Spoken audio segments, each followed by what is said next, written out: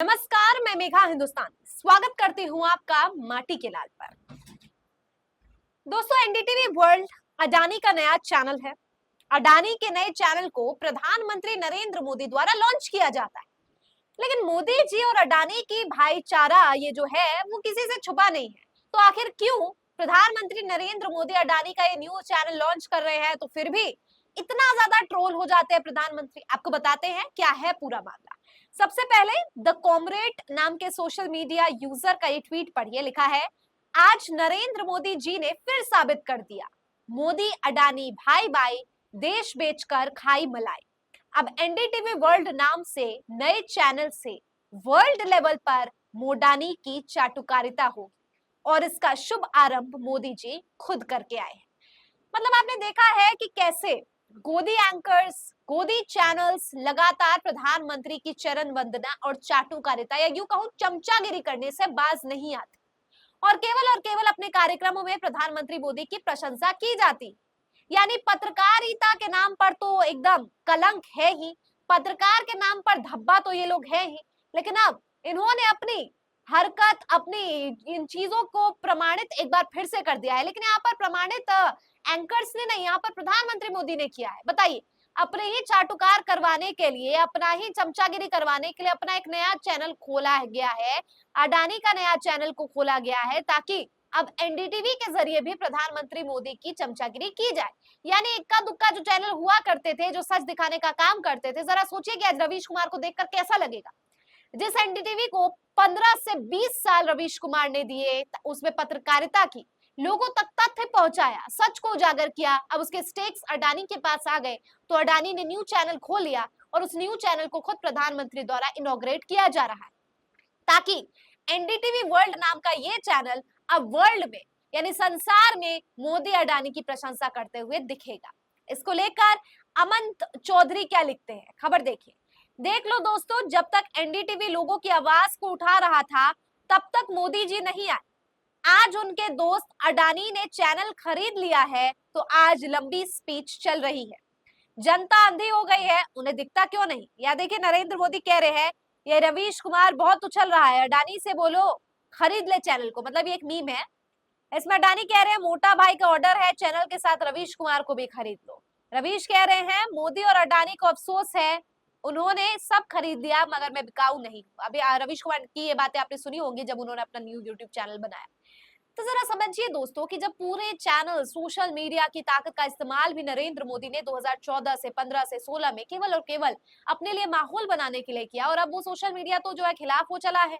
अब main stream तो है अडानी के कैप्चर में है, तो ऐसे में जाहिर तौर पर अडानी के स्टेक्स कैप्चर में जिनकी अडानी होल्ड कर रहे हैं, तो जाहिर तौर पर मोदी को यहाँ पे फायदा पहुंचाने के लिए कार्यक्रम चलाए जाते हैं, मोदी जी की चरण वंदना की जाती है।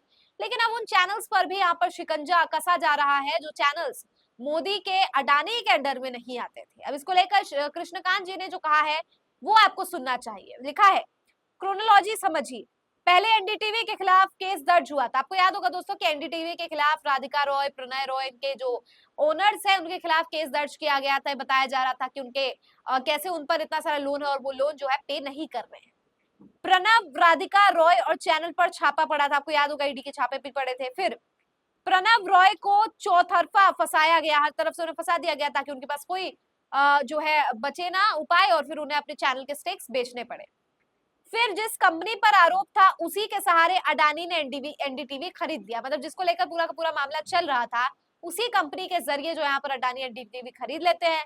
रवीश कुमार और उनके कई साथी, जैसे आपको पता है संकेत उपाध्याय हो, बहुत से जो पत्रकार हैं जो एनडीटीवी से जुड़े होते थे, उन्होंने जो है चैनल जो है छोड़ दिया। उसके बाद बाहर हो गए, फिर जांच और केस सब बंद कर दिया गया। अभी मैंने आपको कुछ दिन पहले इसी चैनल के माध्यम से खबर पहुंचाई थी कि कैसे एनडीटीवी के खिलाफ जो केसेस चल रहे थे, प्रणय रॉय, राधिका रॉय पर जो कुछ भी चल रहा था, उसमें उन्हें क्लीन चिट मिल गई है। क्यों मिली है क्लीन चिट, अब ये समझना जरूरी है।